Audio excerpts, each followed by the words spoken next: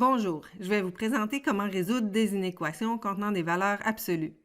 Donnons d'abord la définition d'une valeur absolue. La valeur absolue de x s'écrit entre deux barres verticales et vaut moins x si x est inférieur à 0 et vaut x si x est supérieur ou égal à 0. Si on a valeur absolue de 26, comme 26 est une valeur plus grande ou égale à 0, la réponse sera 26. Par contre, si on a valeur absolue de moins 31, comme moins 31 est plus petit que 0, on prend l'opposé de moins 31, ce qui retourne 31 comme réponse. Voyons maintenant la technique permettant de résoudre une inéquation contenant des valeurs absolues. En considérant C comme une constante positive, si on a une inéquation de la forme valeur absolue de x inférieure à C, on pose x inférieur à C et moins x inférieur à C, car valeur absolue de x vaut soit x ou moins x, comme nous venons de le voir. Pour obtenir la dernière inéquation, on a en fait divisé l'inéquation moins x inférieur à c par moins 1, ce qui a eu comme effet de changer le sens de l'inégalité. Il faut donc que x soit inférieur à c ou supérieur à moins c, c'est-à-dire que x soit compris entre moins c et c, ou encore nous pouvons dire que x doit appartenir à l'intervalle allant de moins c à c, qu'on peut visualiser sur l'axe suivant. Les valeurs moins c et c sont représentées par des points vides, mais si nous avions eu valeur absolue de x inférieure ou égale à c, on aurait alors mis des ronds pleins. Pour résoudre une inéquation de la forme valeur absolue de x supérieure à c, on pose x supérieur à c et moins x supérieur à c, donc x inférieur à moins c. Si on veut que x soit supérieur à c mais inférieur à moins c, ça revient donc à dire que x doit appartenir à l'intervalle allant de moins l'infini à moins c ou à l'intervalle allant de c à plus l'infini, qu'on représente sur l'axe suivant. De façon plus générale, si on a valeur absolue de f de x inférieure à c, on pose f de x compris entre moins c et c et on résout cette inéquation composée.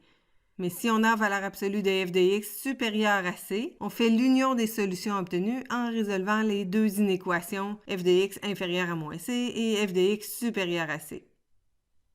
Pour résoudre valeur absolue de 2x moins 7 inférieure à 3, il faut trouver les valeurs de x telles que l'expression à l'intérieur des valeurs absolues est à la fois inférieure à 3 et supérieure à moins 3. Ou encore, on peut dire que 2x moins 7 doit être compris entre moins 3 et 3.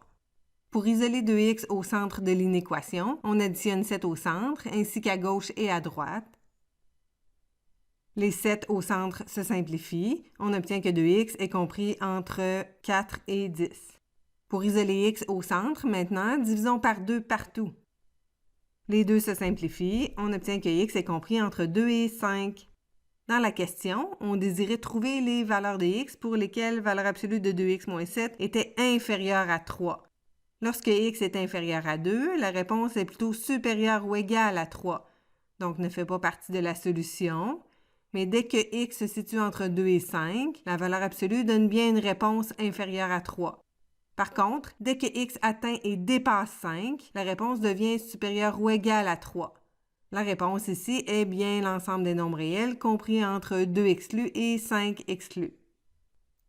Pour résoudre l'inéquation suivante, il faut trouver les valeurs de x qui appartiennent à l'un ou l'autre des ensembles solutions des deux inéquations suivantes, c'est-à-dire 3x sur 2 moins 7 inférieur ou égal à moins 3 ou 3x sur 2 moins 7 supérieur ou égal à 3. On additionne 7 de chaque côté dans chaque inéquation.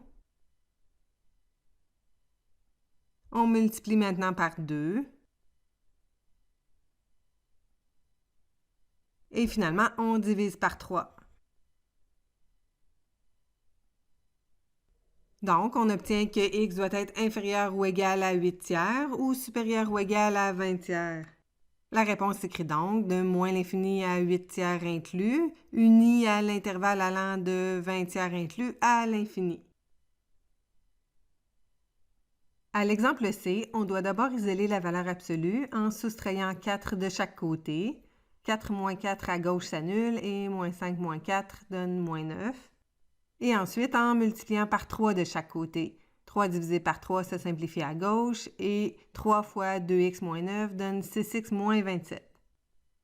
On pose x plus 1 inférieur à moins, entre parenthèses, 6x moins 27 ou x plus 1 supérieur à 6x moins 27.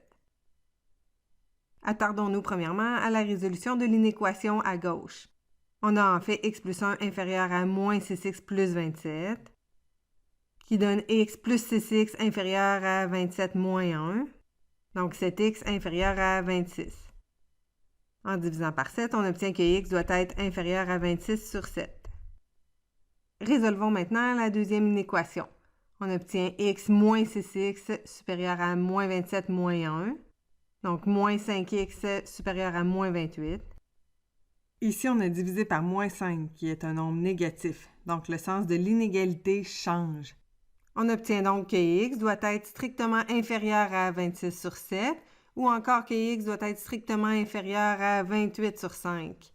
La réponse sera l'union des deux zones ombragées, c'est-à-dire de moins l'infini à 28 sur 5, parce que, en réalité, peu importe la valeur que l'on choisit dans cet intervalle, elle sera soit inférieure à 28 sur 5 ou encore inférieure à la fois à 26 sur 7 et à 28 sur 5. On écrit donc la réponse comme étant l'intervalle allant de moins l'infini jusqu'à 28 sur 5 exclu. Pour conclure, vous avez vu ce qu'est une valeur absolue. Vous avez appris la méthode permettant de résoudre une inéquation contenant des valeurs absolues et vous avez vu des exemples de résolution d'inéquations contenant des valeurs absolues. Vous voilà maintenant plus connaissants sur le sujet.